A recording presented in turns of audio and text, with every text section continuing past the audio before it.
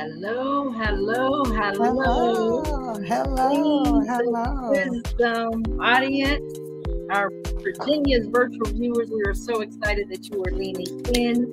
On today, I have Miss Concetta Lewis. She is a certified John Maxwell leadership coach, teacher, trainer, professional speaker. I'm going to have her give a brief bio to Wings of Wisdom listening audience and Virginia virtual viewers, because we are going to dive deep on some lessons in leadership. So, Ms. Concetta Lewis, the floor is yours. Hi, everybody. Virginia, first of all, thank you for having me and for inviting me today. I am super excited to just come on this afternoon and share a few minutes, because one of the things that has really kind of been in my spirit lately as it relates to leadership is that concept of courageous leadership. So I founded Leadership Teaching and Learning in 2017 as a way to help, because each and every one of us has leadership capacity within us. And every day we have an opportunity to lead in some kind of way, no matter what we do. So it doesn't matter what your job title is, what you do. You could be the cashier working at Target. I promise you there's an opportunity within the day for you to exemplify leadership. So I really started this as a way to help individuals and organizations build their leadership capacity and understand how to move themselves forward as individuals, but then even to help organizations and teams come together and be collaborative and move forward together. So when I think about courageous leadership, I think as a K-12 administrator. So for those of you who may not know me, I've been working in the field of education since 1993, have served as a building administrator, have served as a lead teacher, have served as a school district administrator. I've even served as president for some nonprofit organizations.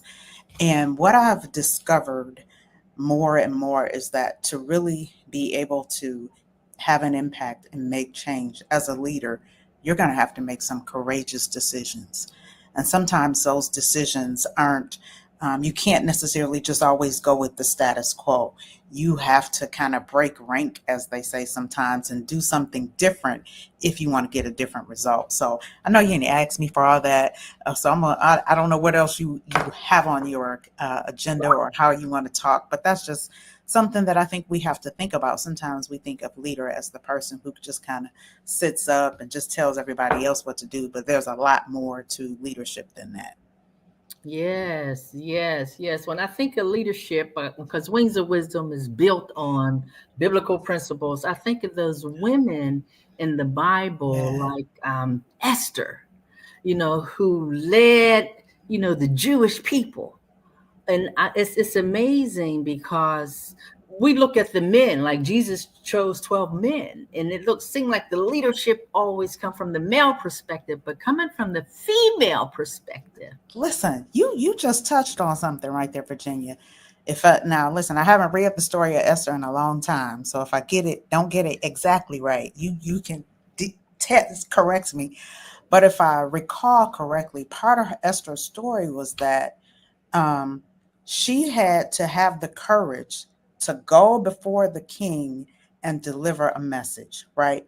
And first and foremost, during that time, it wasn't like today, right? We got a vice president that's a woman. Women were not looked at in the same way at that time. And so for her to have to be the one to go and deliver that message to the king, she was literally risking her life to go and deliver that message, right? And I believe she was like, I'm going.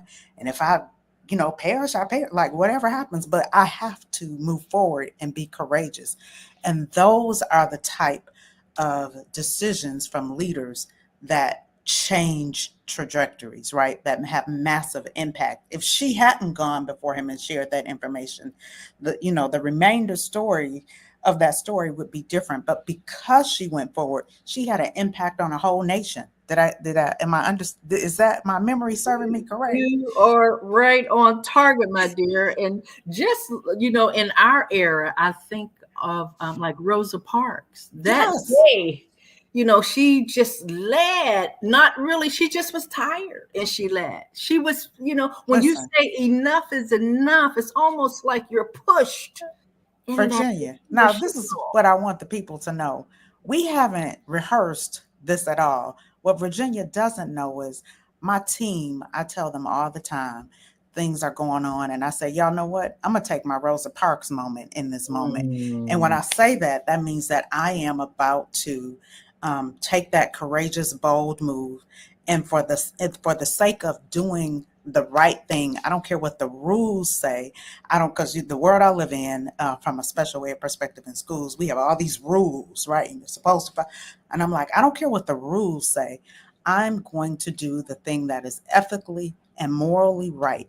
And so for that, I say, I'm taking my Rosa Parks moment. So I love that you used her because that's my thing. I'm like, I'm taking a Rosa Parks moment. I love it. I love it. Leadership is so vital because I truly believe trapped in every follower is a hidden leader. But it's self-discovery. I It's love it. almost like being introduced to yourself when you move into that leadership role. And but the biblical Listen, principle again, Second Timothy say, "Study this, show thyself approved, a workman that needeth not to be ashamed, rightly dividing the word of truth." So you study. I don't want to give these individuals a little bit of your bio because oh you yeah. paved the way. So hit your bio for me just a tad bit. So and it's interesting. Oftentimes, I even had one of my team members say to me, she was like, "How are you able to do what you do?" I said, "Listen, what y'all don't know is this is years in the making. Even as a child." So I graduated. I'm gonna go way back, right? From if anybody's out there from Detroit, I graduated from Cass Technical High School. We still say that is the best high school in the city of Detroit. But from there, I went to Michigan State University, got my bachelor's of arts in education, got a master's degree in administration with emphasis in human resource management. And then I also have an ed specialist degree in school district superintendency, school district leadership. So I've done that. In addition, my mother, at the age, I think, of 15, she had me in everything from junior achievement to pre college programs. I spent 6 weeks on the campus of Michigan State when I was 15 years old one summer. I took Dale Carnegie in high school. So there have been a lot of things that have gotten me to the point that I'm at today, but it's also I am also continuously growing and evolving. And when I joined, even I'm a John Maxwell leadership consultant. When I joined that team, part of it was about letting me make sure that I continue to grow myself because that's important, but also how can I help other people grow? And one of the things that we do, and you were talking about that self discovery piece. So, one of the things that I do when I'm coaching my clients, I like to start them with what we call a DISC consultant. And that disc assessment allows them to truly dig in to understand what their strengths are as an individual and also understand what areas they may need support in. So I think part of being a leader is knowing the things that you are good at, but also knowing the things that you're not good at, because no leader can do it by themselves. You really have to have a team of individuals that work with you and support you in this process. And if you don't have that, then you aren't going to be effective as a leader. One of the examples that sticks out, I just talked about our Vice President, Kamala Harris, but the President of the United States, in and of himself, doesn't have power. It is those around him that have that power. He is really more the facilitator of the process that is happening. But without Congress, without the Senate, things aren't going to happen. There are some executive orders, but still they can reverse the executive orders if they choose to, right? So there's always balances, and you have to have a team that works together to be able to really move things forward, no matter what you're doing. Yes, that is so powerful because nothing happens without leadership. You know, Nothing. nothing changes without leadership. And as the leader, you have to be willing to be the responsible party, right? So even though you have a team, you have to be willing to be that responsible party, to be the one that is going to say, you know what, yep, I'm going to own this. I'm responsible to be that. You can't say I'm gonna let it fall on the other people. A real leader stands up to say, yep, we made a mistake on that. Yep, we have to redirect on this. That in and of itself is true leadership.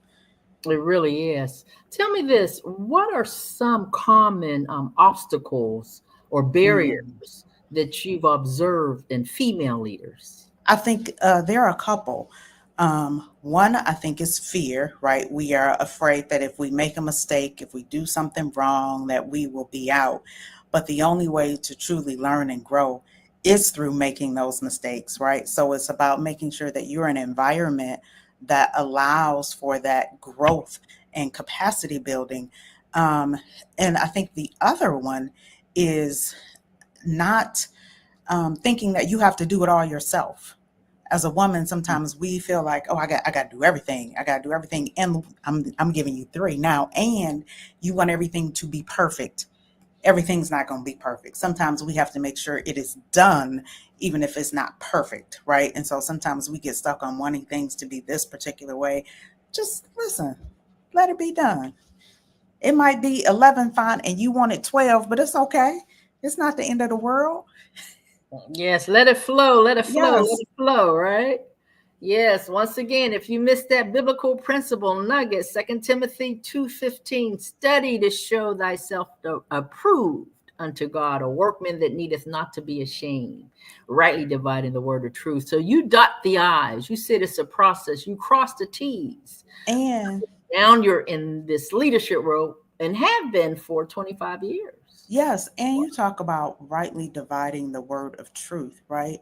It's important to truly walk in that truth.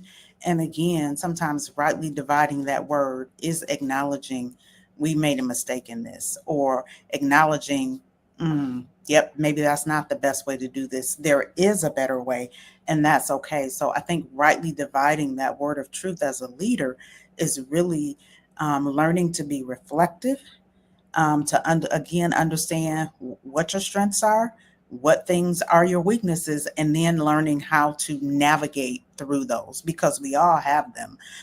Even as this, I know we aren't, this isn't necessarily about equity, but when you think about biases and how we sometimes maybe see other people, we have to again be very reflective about the individual biases that we bring to situations and how that could potentially impact our roles as leaders.